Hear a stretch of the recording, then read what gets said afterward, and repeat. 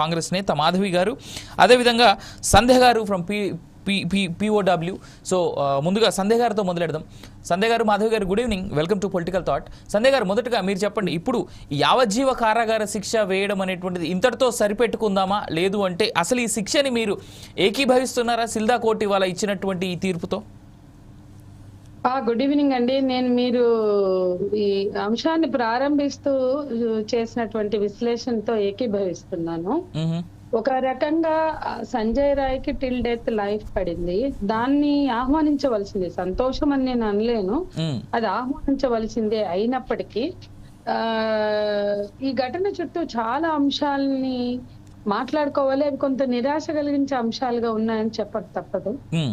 ఎందుకంటే మొదటి నుంచి కూడా ఆ అమ్మాయి పెద్ద ఫైటర్, చాలా మంచి బ్రాటప్ తో, ఒక టైలర్, ఒక దిగువ మధ్య తరగతి కుటుంబం, ఒక శ్రామిక కుటుంబం నుంచి వచ్చి ఆ స్థాయికి వచ్చింది అంటే అమ్మాయి కేవలం మెరిట్ తో వచ్చింది.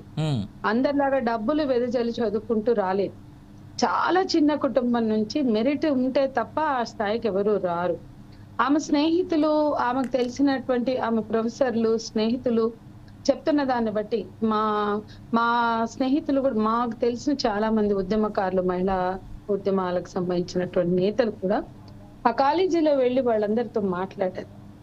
మాకందరికి తెలిసిన సమాచారం, బయట ప్రపంచానికి వచ్చిన సమాచారం ప్రకారం ఆ అమ్మాయి చాలా ఫైటరే కాదు, స్ట్రాంగ్ ఉమెన్. తను అక్కడ జరుగుతున్న కొన్ని అవకతవకల్ని ప్రశ్నించింది, లైంగిక వేధింపుల కమిటీని డిమాండ్ చేసింది, అక్కడ ఆడపిల్లల మీద జరిగిన కొన్ని వేధింపులని ఎత్తి చూపించింది, అనేక అన్యాయాల్ని ఎదిరిస్తూ నిలబడిన గళం ఆ అమ్మాయిది అని చెప్తున్నారు. అంత స్ట్రాంగ్ ఉమెన్, ఆల్రెడీ కొన్ని ఇష్యూస్ లో తను అక్కడ మేనేజ్మెంట్ కి వ్యతిరేకంగా నిలబడిన తీరు, దానికి సంబంధించిన కొన్ని ఆధారాలు కూడా మాలాంటి ఆర్గనైజేషన్స్ కి దొరికినప్పుడు సిబిఐకి ఎందుకు దొరకలేదు? అట్లాగే ఈ రోజు ఆ కాలేజీ ప్రిన్సిపల్ ఇమీడియట్ గా అతని మీద అతను చేసినటువంటి లోపం, అతను చూపించినటువంటి నిర్లక్ష్యం, లోపం, వాస్తవాల్ని కప్పిపుచ్చుకోవాలని చేసిన ప్రయత్నం అందరికీ తెలుసు. తల్లిదండ్రులను పిలిచి ఆత్మహత్య అని చెప్పారు, ఆ తర్వాత ఇంకేదో చెప్పారు, ఆ తర్వాత ఇంకేదో చెప్పారు. అప్పటి వరకు కూడా దాదాపు 9-10 గంటలు బాడీ చూపించకుండా లోపలికి వచ్చిన తల్లిదండ్రుల్ని ఎప్పుడుకో చూపించారు. ఇవన్నీ కూడా వాస్తవాల్ని మరుగునపరిచే ప్రయత్నం అనేది ఆరోపణలు వెల్లువెత్తినాయి. ఎవరు అక్కడ ఉన్న సందీప్ ఘోష్ అని ప్రిన్సిపల్, అతనికి అక్కడ నుంచి అతను రిజైన్ చేయడం, వెంటనే ఇంకో చోట అతనికి హైయర్ పేతో జాబ్ రావడం జరిగింది. అంటే అతని మీద ఉన్న ఆరోపణ అతను తృణమూల్ కాంగ్రెస్ పార్టీకి చాలా దగ్గరని.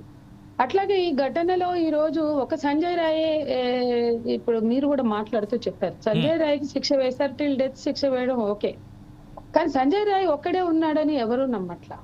దీంట్లో ఇంకా చాలా మంది ఉండి ఉంటారు అని బలమైనటువంటి అభిప్రాయం అందరికీ ఉంది, మాకు కూడా ఉంది. మేము మహిళా సంఘాలుగా దేశవ్యాప్తంగా ఆర్జీ కార్ స్ట్రగుల్ మూవ్మెంట్ ని ముందుకు తెచ్చాం. ఈ మధ్య కాలంలో హైదరాబాద్ లో ఇందిరా పార్క్ దగ్గర ధర్నా కూడా చేసాం 2 నెలల క్రితం సుప్రీంకోర్టులో కేసు ఉన్నప్పుడు.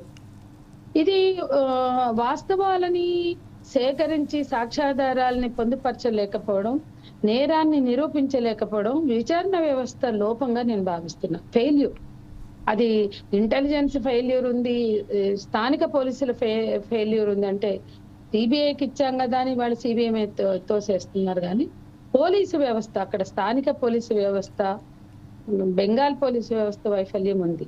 తర్వాత సిబిఐ వచ్చింది. ఇక ముఖ్యమైన విషయం, ఏ రాష్ట్రంలో అయినా ఒక సమస్య ఉంటే ముఖ్యమంత్రి బాధ్యత వహించాలి. అది ఇవాళ మన రాష్ట్రాల్లో కూడా అనేక ఘటనలు జరిగినాయి. ఎవరి దగ్గరికి వెళ్తాం? ముఖ్యమంత్రుల దగ్గరికి కదా వెళ్ళేది.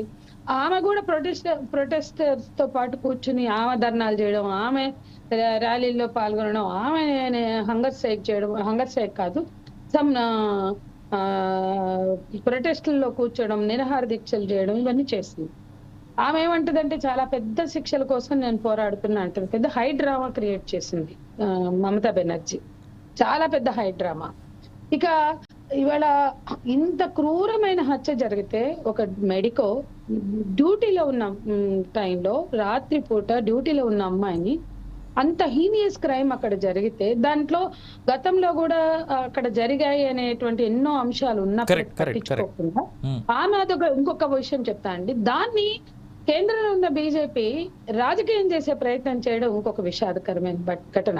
అంటే ఒక క్రూరమైన ఒక మెడికో హత్య, ఒక జూనియర్ డాక్టర్ హత్య బీజేపీ తృణమూల్ కాంగ్రెస్ రాజకీయాలకి ఉపయోగపడే విధంగా మారింది.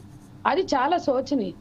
దేశంలో హత్రాస్ జరిగినా లేకపోతే ఇంకెక్కడ జరిగినా పట్టించుకొని బీజేపీ అక్కడికి ఏదో బెంగాల్లోనే ఆడవాళ్ళకి అన్యాయం జరుగుతుందని, దేశం అంతా ఆడవాళ్ళకి అన్యాయం జరుగుతుంది. తెలంగాణ, ఆంధ్ర, బెంగాల్, యూపీ, మధ్యప్రదేశ్ అన్ని చోట్ల కూడా జరుగుతుంది. కానీ అది పట్టించుకోకుండా కేరళలో కూడా ఘటనలు జరుగుతున్నాయి. కాబట్టి ఆడవాళ్ళు ఎక్కడ అత్యాచారం జరిగినా, నేరం జరిగినా పట్టించుకోవాల్సిన రాజకీయ పార్టీలు రాజకీయ డ్రామాలు ఏవైతే ఆడుతున్నారో ఇటువంటి నేరాలు పెరగడానికి, ఇటువంటి ఘటనలు సంధ్య గారు, ఐల్ కమ్ బ్యాక్ అగైన్. నేను వస్తా, మళ్ళీ మీతో మాట్లాడించేటువంటి ప్రయత్నం చేస్తా. I'll come back again. Right. అయితే ఇక్కడ నేను వేరే గెస్ట్ దగ్గరికి వెళ్ళే కంటే ముందు